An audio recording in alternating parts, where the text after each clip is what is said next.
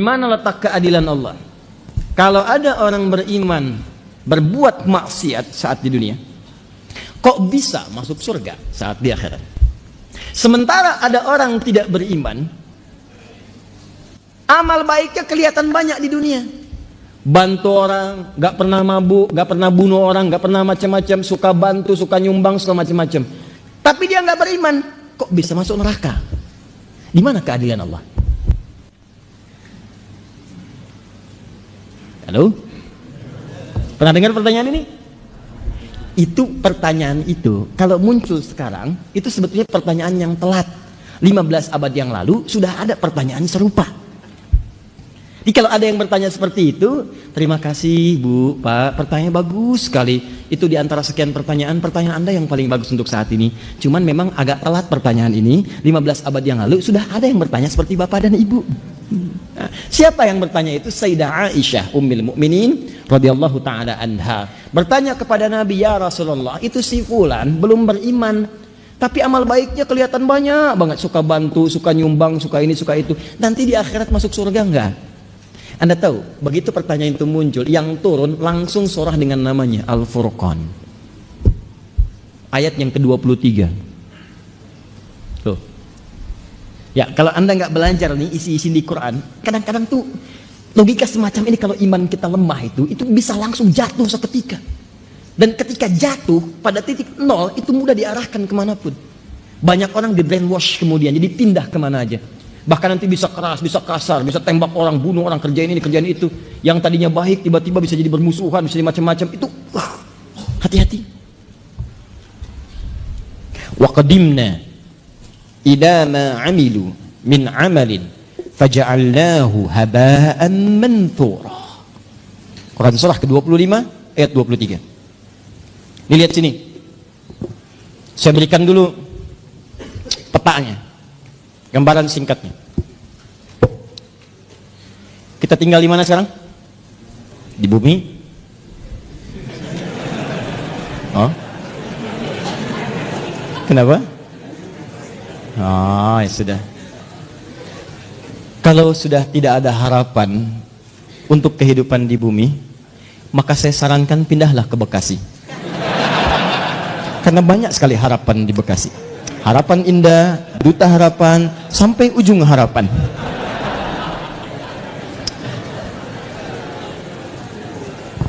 Sudah. Di bumi ini sifatnya sementara atau sementerus abadi? Karena itu sifatnya disebut dengan dunia namanya. Ad-dunya. Dunia itu bukan tempatnya, dunia itu sifatnya. Dunia. Di tempatnya ardun, tempat yang dipijak. Kita terjemahkan karena kita memijak bumi, maka terjemahkan dengan bumi. Sifatnya disebut dengan dunia dari kata dana yadnu dunuan wa dunyaan. Dana yadnu dunuan wa dunyaan. Artinya bisa berarti sesuatu yang dekat dan singkat. Sangat singkat. Dekat, singkat. Wadanal jannataini, dan nanti saat masuk surga Anda bisa mendapatkan semua kenikmatan dekat sekali. Pengen anggur sambil bertelekan, petik. Pengen pisang, ambil. Pengen apel, ambil. Nggak susah, enak, nikmat. Wadanal jannataini dan. Baik. Dunia itu sifat dari kata dana, mengambil makna yang kedua, sesuatu yang singkat. Kenapa kehidupan di bumi disebut dengan dunia? Ingin menunjukkan bahwa semua yang kita jalani rasanya teramat singkat, masanya begitu dekat. Kayaknya baru kemarin kita ketemu, ya iya, sudah punya cucu 5. Kayaknya baru kemarin kita ketemu, ya iya, sekarang sudah ketemu lagi sekarang. Kayaknya baru tadi pagi kita merencanakan taklim, hari ini sudah ada di sini. Kayaknya teman-teman sekalian, dan terasa begitu singkat. Singkat, kayaknya baru ini, kayaknya baru itu, dan semua sudah berlalu cukup sekian lama. Ini kehidupan di bumi itu semuanya singkat, karena itu disebut dengan dunia sifatnya. Jelas di sini? Walaupun bahasa Al-Qur'annya disebut dengan ardun tempatnya. Ardun itu setiap tempat yang dipijak. Nah, karena kita memijak bumi, maka bumi disebut ardun. Kalaupun Anda sedang misal jalan-jalan atau yang ada kegiatan lain keluar bumi. Misal saya tahun depan mau liburan ke bulan, Nah, begitu Anda menginjak bulan, maka bulan pun menjadi ardun.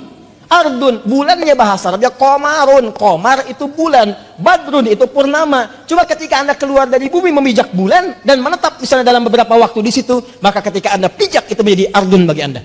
Kalau sudah jadi ardun, maka tetap berlaku hukum zikir kepada Allah Subhanahu wa taala. Inna fi khalqis samawati wal ard wa ikhtilafil laili wan la ayatil liulil. Siapa ulul albab itu? Alladzina yadhkuru qiyaman wa qu'udan wa 'ala. Jadi walaupun Anda ke bulan, ke tempat lain misalnya, Anda berpijak, maka tidak mengurangi nilai zikir Anda kepada Allah Subhanahu wa taala. Saya contohkan bulan karena sudah ada orang yang pernah menginjak bulan. Ya, menurut sejarah. Siapa dia? Neil Armstrong, satu lagi? Aldrin, ya ada 3 orang. Yang ketiga? Selamat namanya. Selamat ya. Armstrong dan Aldrin menginjak bulan dengan selamat. Ya. Nah ini, singkat. Ditulis. Masya Allah. Catatnya. Gak ada dalam sejarah itu. Baik. Pertama, Armstrong. Kedua, Aldrin. Ketiga, selamat. Dan jadi jangan main-main kalau sedang di bumi, sudah jangan main-main, itu singkat. Ingat, kita itu begitu singkat dan kita celakanya, kita tidak tahu kapan kita pulang. Ini masalahnya. Dan mungkin saja bisa terjadi kapan yang tidak kita kehendaki. Malam ini bisa, besok bisa, kita tidak tahu kapan pulang. Kalau Anda sudah merasa yakin akan pulang, akan meninggal dan begitu singkat, maka orang cerdas pasti akan menyiapkan bekal untuk pulangnya. Kita jangan main-main lagi. Ya, ibadi, kata Allah dalam hadis qudsi, ibadi khalaqtuka lil ibadati fala tal'ab. Hambaku, aku ciptakan kau itu untuk banyak ibadah, jangan banyak mainnya.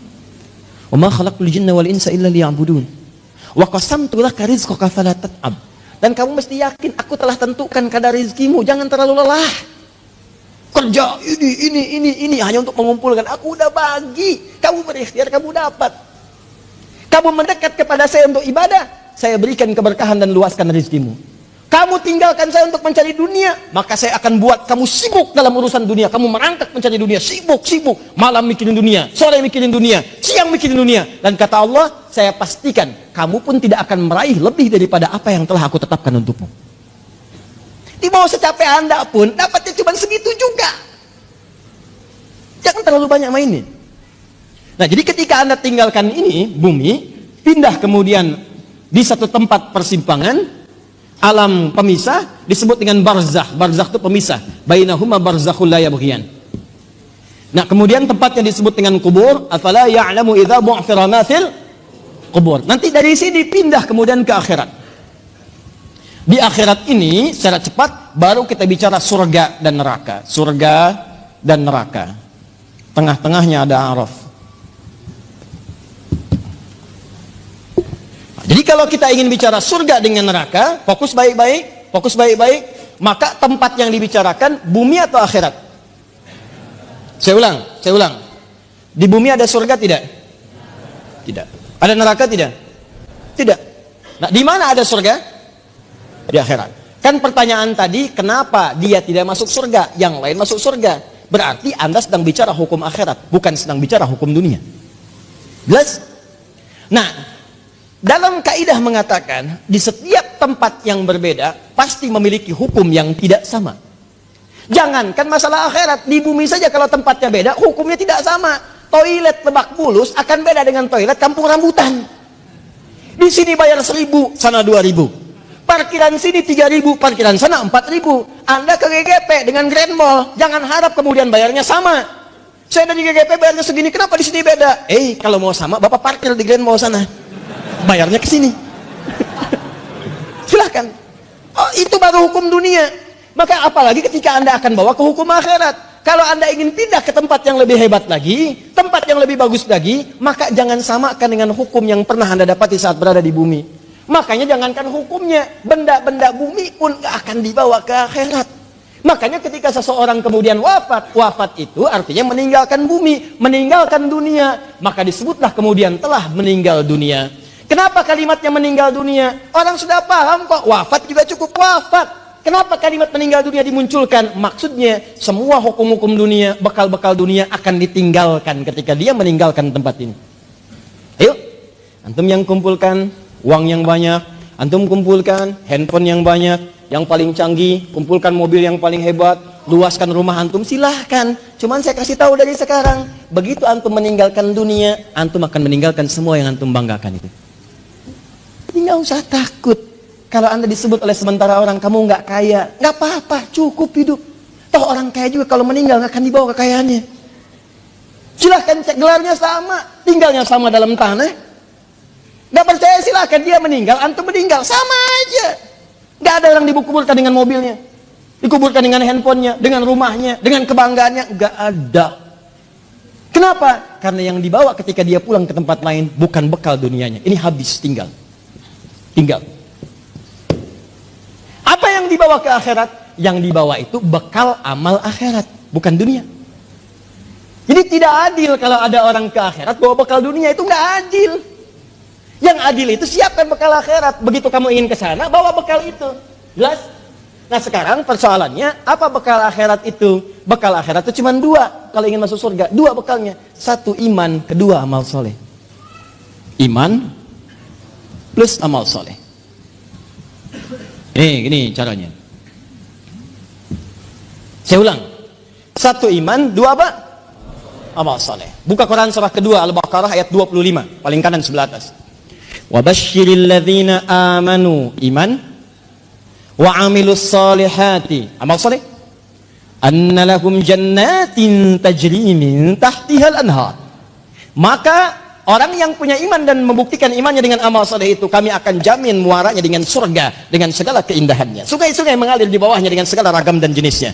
Ada air susu, ada macam-macam, ada madu dan sebagainya. Maka kalau anda ingin masuk ke surga, bekalnya cuma dua. Satu apa? Iman. Kedua apa?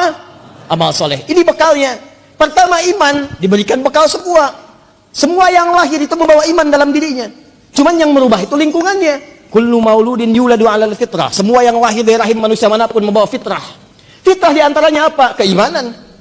Dari mana taunya? Buka Quran surah 30 ayat 30. Fa'aqim wajhaka lid-dini hanifa. Hadapkan dirimu kepada din yang sesungguhnya, yang lurus, yang benar. Apa itu din? Islam. Tahu dari mana? Quran surah ketiga ayat 19. Inna dina indallahil Islam. Teruskan ayat yang tadi. Fa'aqim wajhaka lid-dini hanifa. Din Islam. Fitratallahi allati fataran nasa 'alaiha. Itulah fitrah yang Allah berikan pada setiap manusia. Dia orang itu semua lahir ada fitrah, fitrahnya itu beriman. Cuman sayang kata Nabi, kullu mauludin yuladu 'alal fitrah fa abawahu yuhawwidani aw yunassirani aw yumajjisani. Maka lingkungan abawa itu bukan cuma orang tua. Kadang orang tuanya muslim, disekolahkan di tempat yang bukan islami, terbawa, pindah keyakinan, iman hilang. Itu jadi masalah. Gaul di tempat orang yang tidak beriman, ke bawah, ngobrol, diskusi, ke bawah, pindah, hilang keimanan. Itu bekal iman tidak ada, tinggal amal soleh. Apa bentuknya amal soleh? Nih, banyak. Setiap kegiatan kita berpeluang jadi amal soleh kalau dilakukan dengan iman. Contoh, mau duduk? Bismillah. Begitu saya duduk, itu kalimat bismillah ya, itu yang menjadikan duduk saya mendapatkan pahala. Itu yang disebut dengan amal soleh. Saya ulang ya, saya ulang. Fokus. Semua kegiatan di dalam Islam, dan saya pastikan kepada anda, saya mencoba untuk meneliti di beberapa yang lain, saya tidak temukan, cuma di Islam. Ya, ini kaidah kita. Jadi kalau ditanya bisa jawab, bukan dalam konteks merendahkan yang lain, tidak. Perhatikan baik-baik.